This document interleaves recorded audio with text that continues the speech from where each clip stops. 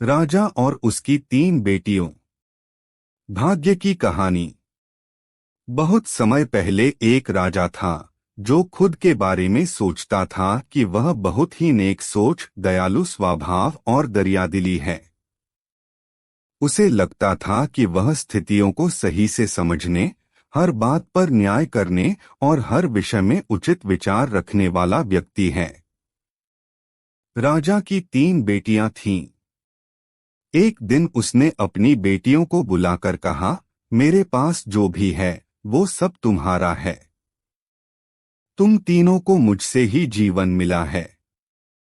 मेरी इच्छानुसार ही तुम तीनों का भूत, वर्तमान और भविष्य बना हुआ है, जो आगे भी ऐसे ही बना रहेगा।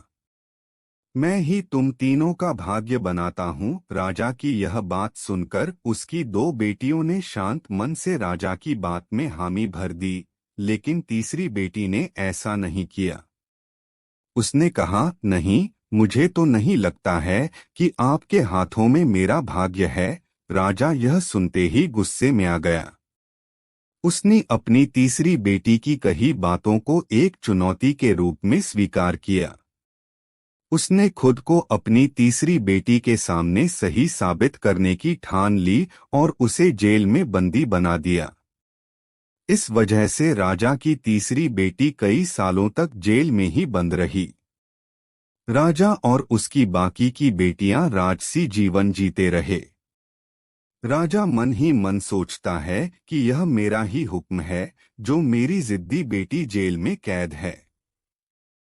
लोगों को भी यही लग रहा होगा कि राजा का ही हुक्म है, जो उसकी बेटी को ऐसा भाग्य मिला है। उसकी प्रजा के लोग भी यही सोचते थे।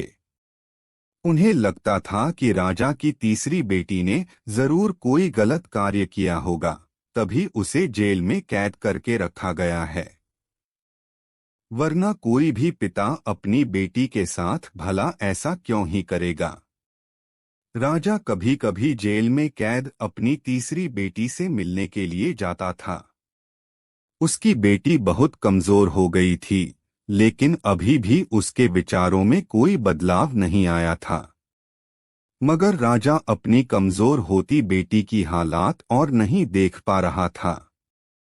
एक दिन उसने अपनी तीसरी बेटी से कहा, इस तरह से तुम्हारा जिद करना मुझे बहुत गुस्सा दिलाता है। अगर तुम इसी तरह मेरी आंखों के सामने रही तो गुस्से में मैं न जाने क्या कर बैठूंगा। मैं तुम्हें मौत की सजा भी दे सकता है, लेकिन मैं एक अच्छे दिल का हूँ, इसलिए मैंने सोचा है कि तुम अब मेरे राज्य के पास के ही एक जंगल वाली जमीन पर जानवरों के साथ रहोगी। राजा ने आगे कहा, उस जंगल में सिर्फ उन्हीं लोगों को रखा जाता है जो मेरे आदेश का पालन नहीं करते। तुमने भी अपनी जिद की वजह से मेरी बात नहीं मानी, इसलिए तुम भी अब वहां मौजूद लोगों के साथ अपना पूरा जीवन काटोगी। इसके बाद तीसरी बेटी को उस जंगल की जमीन पर रहने के लिए भेज दिया गया। वहां वह फल और सब्जियां खाने और एक गुफा में रहने लगी। उसके पास पीने के लिए झरने का पानी और ठंड से बचने के लिए सिर्फ सूरज की धूप का ही सहारा था। वहां की खुली हवा में रहते हुए और फल फूल खाते खाते वो जल्द ही पूरी तरह से स्वस्थ हो गई। उसने वहां पर खेती करना भी शुरू कर दिया। गुफा को उसने घर की तरह सजा लिया था और खुशी खुशी वहीं रहती थी। एक दिन वहां पर एक भटकता हुआ राहगीर आ पहुंचा। उसे देखते ही देखते राजा की तीसरी बेटी से प्रेम हो गया और दोनों खुशी खुशी वहीं रहने लगे। उस जंगल में उन दोनों के अलावा और भी कई लोग रहते थे, जिनकी मदद से उन्होंने उस जंगल को एक शहर के रूप में बदल दिया। कुछ ही सालों में राजा की तीसरी बेटी और वो राहगीर उस शहर के राजा रानी बन गए। अब उनके शहर की चर्चा दूर दूर तक होने लगी। जैसे ही इसकी जानकारी राजा को मिली, वह उस जंगल में सब कुछ देखने के लिए पहुंच गया। जब उसने वहां की राजगद्दी पर अपनी बेटी को बैठे देखा और साथ में एक खूबसूरत युवक को, तो उसके होश उड़ गए। राजा की बेटी ने अपने महल में अपने पिता का पूरे सम्मान के साथ स्वागत किया। उसने अपने पिता से उसके बुरे बर्ताव व फैसल के लिए कुछ भी नहीं कहा। जैसे ही राजा वहां बैठा तो उसे एक आवाज सुनाई देने लगी जो कह रही थी कि हर इंसान स्वयं ही अपना भाग्य बनाता है। कोई अन्य इंसान किसी और का भाग्य नहीं बना सकता।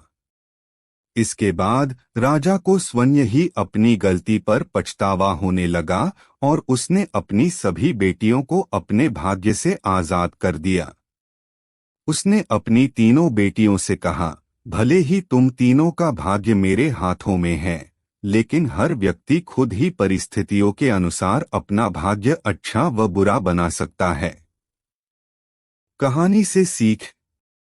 राजा और उसकी तीन बेटियों की कहानी हमें यह सीख देती है कि कोई भी व्यक्ति किसी का भाग्य बनाया बिगाड़ नहीं सकता। हमारा भाग्य स्वयं हमारे हाथों में ही होता है, जिसे हम अपनी सूझबूझ से बुरी परिस्थितियों में भी अच्छा बना सकते हैं। दोस्तों, इस वीडियो को लेकर आपकी राय नीचे कमेंट करके हमें जरूर बताइएगा। और अगर आपको यह वीडियो अच्छी लगी हो तो इस वीडियो को लाइक करिएगा, शेयर करिएगा। ज्यादा से ज्यादा लोगों तक ऐसी ही इंस्पिरेशनल वीडियोस देखने के लिए हमारे चैनल को सब्सक्राइब करिएगा। धन्यवाद।